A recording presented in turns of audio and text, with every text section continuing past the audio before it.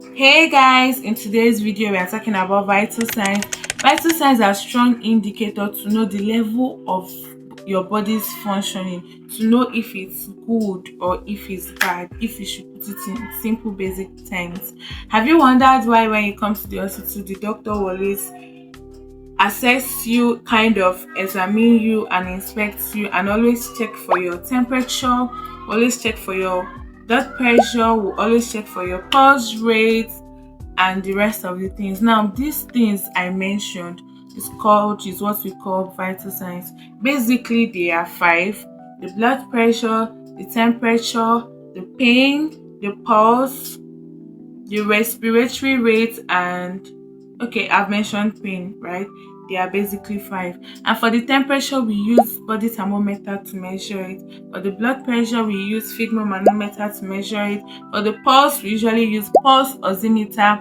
And for the pain, we have a pain scale from 1 to 10 that we usually use to measure the level of someone's pain. Now, I'm sure you want to stick to this video to really understand what vital signs talks about. These things, they tell a story about your health and you don't want to miss out. You always, trust me, you want to know how your body works, and I'm going to tell you about these things in today's video. Now, these vital signs I mentioned has what I call range. The blood pressure, the normal blood pressure ranges from 110, that's 110, to about 129 all over 70 to about 89 millimeter per mercury. On average, 120 over 80 millimeter per mercury. For the pulse, 60 to 100 beats per minute. For the respiratory rate, 16 to 24 counts per minute. For the temperature, from 36 to 37.5 degrees Celsius. And for the pain, it is highly individualistic, so it is very, very personal. So I'm going to talk about this thing. Now, the first vital signs we'll talk about in today's video is blood pressure. Just like the name, it signifies, or it simply means the pressure against the arterial vessels, like the walls of the arteries. When blood is being pumped, they flow through the arteries to the rest of the body. Now, the pressure against the walls of these arteries is what we know as blood pressure.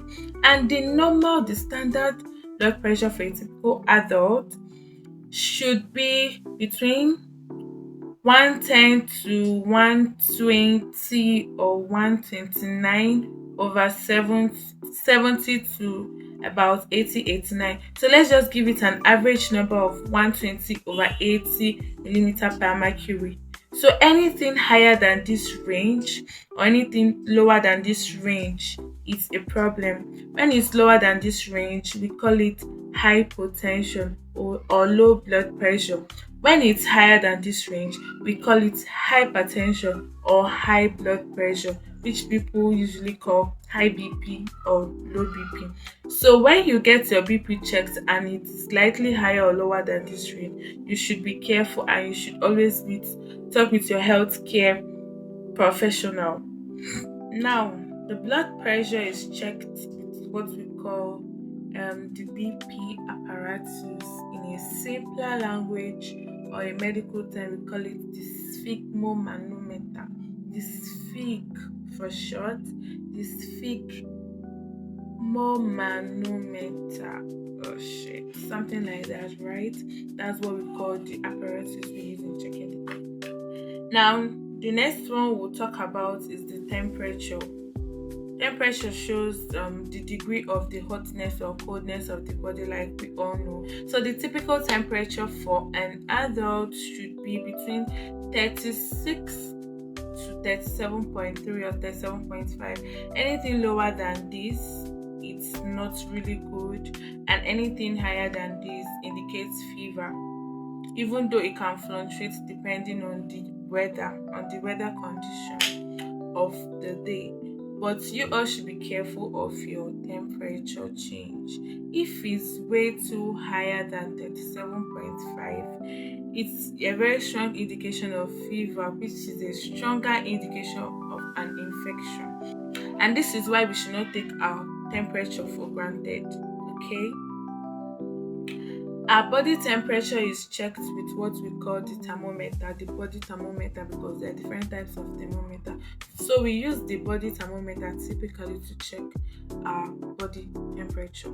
Now, the next on the list is what our respiration or respiratory rate. Now, it differs from a child to an infant, an adult, the aged, or the older ones. So, a child's respiration should not be the same with an adult's respiration, and the same thing with an older person too. So for a typical adult, the respiratory rate should be between 16 to 24 or 26 count per minute. Now this is how it's counted: chest rise, chest fall, 1; chest rise, chest fall, 2. So this is just the rise and fall of, let's say, the chest. So you are monitoring, you are counting the rise and fall of the chest for you to check a person's respiration. That's how we do it. So the next one we are going to talk about in today's video is what we call the pulse. We usually use this radial artery here to count the pulse, and we count per minute. So for a typical adult, the pulse rate should be between 60 to about 100 beats per minute. Very important. If this is too high or this is too low, is a strong indication of a problem, and you should go check with your healthcare professional or your doctor. Now, the third vital sign is pain. Pain is actually the fifth vital sign, and most times we don't really pay close attention to pain because pain is highly individual, but it should not be neglected. Pain is real, your feelings are real, how you feel about any part of your body, how you feel your pain is actually very real. And we usually use, there's this pain scale we use in rating pain, but that's by the way. So pain is actually the fifth vital signs. When you are feeling pain and how you are feeling pain is a strong indicator of is a strong indicator to know if your body is actually so okay or not.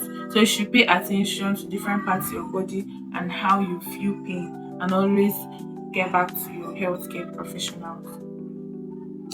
Now, just like I mentioned before, what we use in checking the blood pressure is what we call the sphygmomanometer. For the temperature, we use the body thermometer. For the pulse, we use in most hospitals we use pulse oximeter to count for pulse. Then for the pain, we have a pain scale that we use to check for pain. So it's between 1 to 10. The higher the number, the higher the pain. The lower the number, the lower the pain level. So that is that for now.